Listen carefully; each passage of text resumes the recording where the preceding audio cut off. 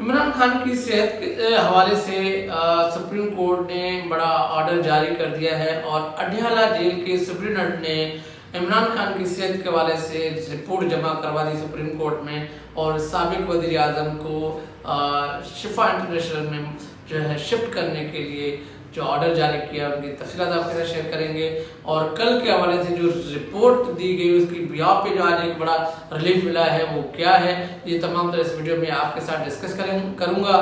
اور آپ سے گزارش کروں گا کہ آپ میرے چینل کو سبسکرائب کریں، بیل آئیکن کو دبانا نہ بھولیے گا۔ میرا نام وسند علی ہے، آپ دیکھ رہے ہیں وسند علی آفیشیل یوٹیوب چینل۔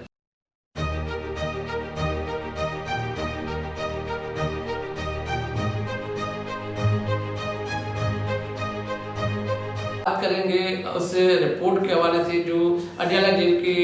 سپرنٹینڈنٹ نے سپریم کورٹ میں جمع کروائی تھی۔ اس حوالے سے عمران خان صاحب کی صحت کے حوالے سے کافی تشویش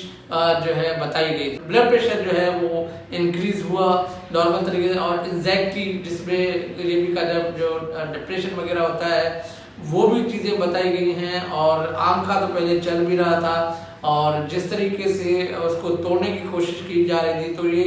رپورٹ اس سرکاری ڈاکٹرز کی ہے جو سپریم کورٹ میں جمع کروائی گئی تھی۔ اس کے بعد سوشل میڈیا پہ اور پاکستان تحریک انصاف نے مختلف چینل پہ بیٹھ کر یہ موقف اپنایا کہ عمران خان کی صحت کے حوالے سے جو تشویش تھی وہ بالکل درست تھی، اور کچھ یوٹیوبر کو جو غلط مس انفارمیشن کہہ رہے تھے ان لوگوں نے ہی جو ہے اپنی انفارمیشن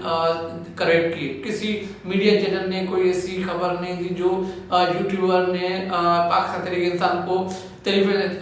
تحریک انصاف کو آگاہ کیا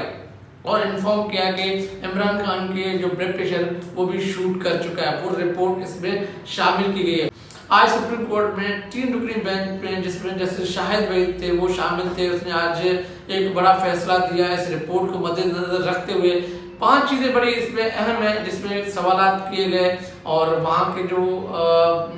حکومتی کی طرف سے جو لوگ تھے وہ بھی اس میں شامل تھے، اور جسٹس وحید صاحب نے عمران خان کی صحت کے حوالے سے بڑی تشویش بتائی اور بتایا کہ آپ نے پہلی چیز تو یہ بتائی کہ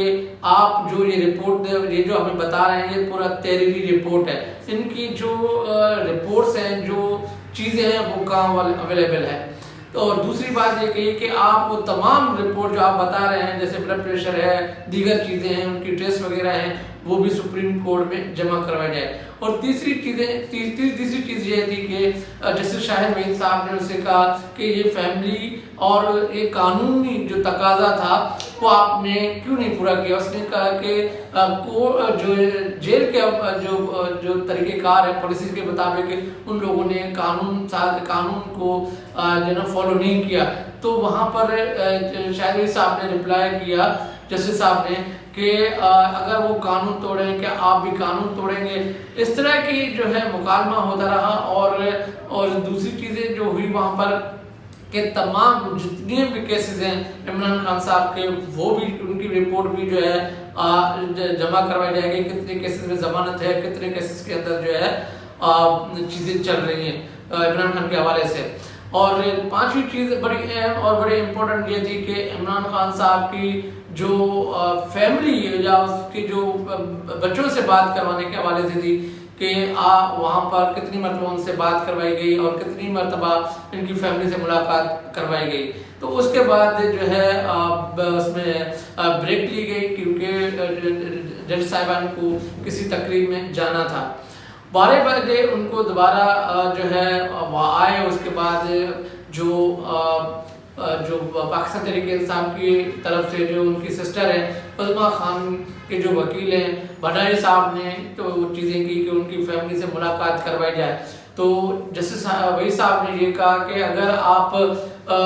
کو شفا انٹرنیشنل لے کر جانا چاہیں تو اس کے اخراجات کون پے کرے گا۔ تو اس کے دوران جو ڈاکٹر عثمان صاحب کے جو وکیل ہیں اس نے کہا کہ وہ سارے اخراجات جو ہے وہ ہم پے کریں گے، اس کو شفا انٹرنیشنل میں منتقل کیا جائے۔ تو آج ایک بڑا فیصلہ جو سپریم کورٹ کی طرف سے آیا اور یہ کہا گیا کہ جو تحریری رپورٹ بھی آ چکی ہے جس میں بہت ساری چیزوں کا حوالے سے بھی کہا گیا کہ حکومت کا بھی جو اور اس کے جو خدشات سے اس حوالے سے بھی کہا کہ یہ جب ملاقات کرتے ہیں تو سیاسی باتیں کرتے ہیں، اور اس باتوں کے حوالے سے یہ تحریری اور ریٹن اور ایفیڈیوٹ جو لیا تو آپ جو ہے کبھی سیاسی بات نہیں کریں گے اور عمران خان کی صحت پہ کوئی بات نہیں کریں گے۔ اب یہ نہیں اس میں مینشن کیا کہ آپ عمران خان کا موقع باہر لے کر آئیں گے، بٹ یہ کہا کہ عمران خان کی صحت پہ کوئی بھی آپ سیاست نہیں کریں گے۔ تو وہ ایفیڈیوٹ لکھ کے دیا کہ ہم جب بھی کوئی ایسی چیز ہوگی تو ہم اس پہ کوئی بھی ہم بات نہیں کریں گے۔ اور دوسری بڑی اہم بات ہے وہاں پر جو شفا انٹرنیشنل کے جو مین چیزیں ہیں جو ایریا ہے وہاں پر کوئی کارکن نہیں جائے گا۔ تو ساری چیزیں جو ہے جو جج صاحبان نے ان سے لیا کہ آپ جو ہے یہ آپ لکھ کے دیں گے تاکہ عمران خان کی جو صحت کے حوالے سے جو اس کی ٹریٹمنٹ ہے وہ صحیح طریقے سے ہو۔ اور اس میں یہ کہا ہے کہ 24 گھنٹے کے اندر جو ہے 48 گھنٹے کے اندر جو ہے عمران خان کو جو ہے شفا انٹرنیشنل میں منتقل کیا جائے گا۔ اور یہ تحریری فیصلہ بھی ریٹن میں بھی یہ واضح کر دیا جو شرائط میں نے آپ کو بتائی اس کے بیاپ پہ، اور جو سلمان اکرم راجہ صاحب ہیں جب تحریری فیصلہ لکھا جا رہا تھا تو اس دورانیہ ہی ان سے لیا گیا ایفیڈیوٹ لیا گیا تھا کہ آپ ایسی شفا انٹرنیشنل کے احاطے کے اندر جو ہے آپ ایسی کوئی بھی بات نہیں کریں گے، نہ کوئی اس طرح کی کوئی میڈیا ٹاک کریں گے۔ تو یہ ساری چیزیں جو دی گئی ہیں حکومت کو، اب دیکھنا یہ ہوگا کہ جو